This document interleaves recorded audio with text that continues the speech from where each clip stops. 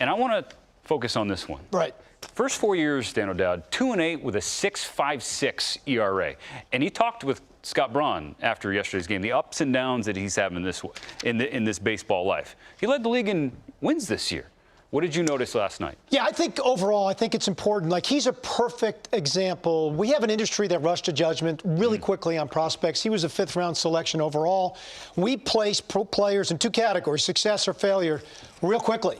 Player development is not linear. Every player has their own unique path to find themselves. It took Kyle a little longer. It took him a while to figure out what kind of pitcher he needed to be at the major league level to take his talent and his skills and apply it in a way that can impact. We saw that last night.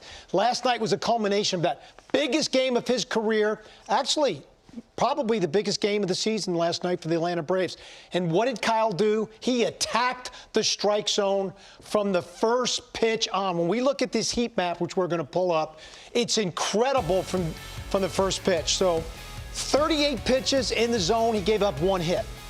So he went out there with the mentality of, I'm going to throw my sinker, I'm going to throw my four-seamer up, and then when I get ahead in the count, I'm going to lock you up, which is now a devastating curveball, which we'll see right now. He got to great counts because of his fastball command, and then he had an 8 curveball last night. He tunneled it late. It had late action on it.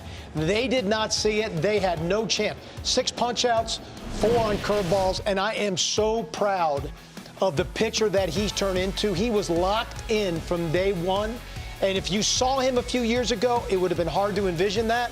That's why everybody in the industry just needs to be patient with their young players. No, I want it now, DOD. Exactly. I mean, we got it from Kyle Wright last night, that's for sure. Game 3, we know it'll be Aaron Nola for Philadelphia. We don't know. Well, Well, we know it'll be Nola, but do the Braves counter with Strider, who, to me, honestly, was their best starting pitcher this year? Once he went in the rotation, he was basically unhittable.